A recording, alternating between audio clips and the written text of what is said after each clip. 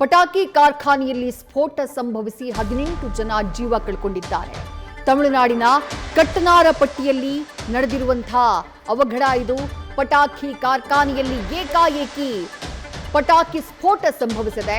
ತಮಿಳುನಾಡಿನ ವಿರುಧನಗರದ ಕಟ್ಟನಾರಪಟ್ಟಿಯಲ್ಲಿ ಇಂಥದ್ದೊಂದು ಅವಘಡ ನಡೆದಿದೆ. ಮಧ್ಯಾಹ್ನದ ವೇಳೆ ಸುಮಾರು 30 ಕಾರ್ಮಿಕರು ಈ ಪಟಾಕಿ ಯೂನಿಟ್ನ ಒಳಭಾಗದಲ್ಲಿ, ಕಾರ್ಖಾನೆಯ ಒಳಭಾಗದಲ್ಲಿ ಕೆಲಸವನ್ನ ಮಾಡ್ತಾ ಇದ್ರು. ಆ ಸಂದರ್ಭದಲ್ಲಿ ಏಕಾಏಕಿ ಬೆಂಕಿ ಹತ್ಕೊಂಡಿರೋದು, ಸ್ಫೋಟ ಸಂಭವಿಸಿರೋದು.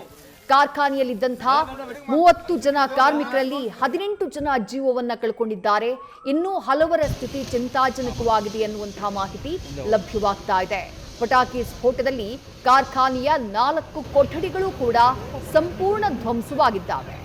ಮುತ್ತು ಮಾಣಿಕಂ ಅನ್ನುವರಿಗೆ ಸೇರಿದಂತಹ ಪಟಾಕಿ ಕಾರ್ಖಾನೆ ಇದು ಅನ್ನುವಂಥ ಮಾಹಿತಿ ಸಿಗ್ತಾ ಇದೆ.